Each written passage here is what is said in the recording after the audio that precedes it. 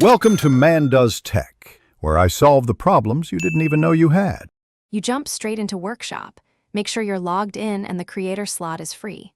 First, check you have 500 coins and the level 3 Workshop unlock, because without resources you can't proceed. Then load 3 sample maps or replays to study enemy patterns and layout before editing. Once done, start a new creator session and import 1 sample. This saves time and gives a working template. Make sure to name the project clearly so you can iterate quickly.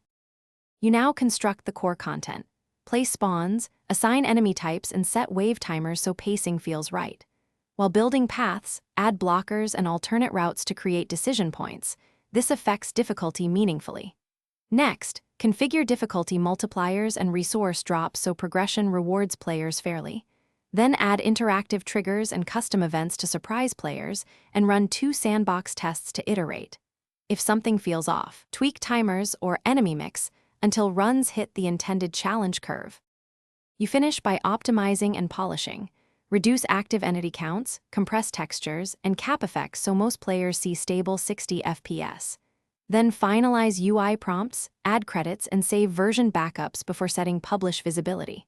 Once published, run a live test with 3 players to confirm networking and balance. If a critical issue appears, like desync or crashes, revert to the last stable backup, reproduce the bug in Sandbox, fix the root cause, and push a hot patch within 48 hours to maintain player trust. Thanks for watching. If you found this helpful, don't forget to like and subscribe.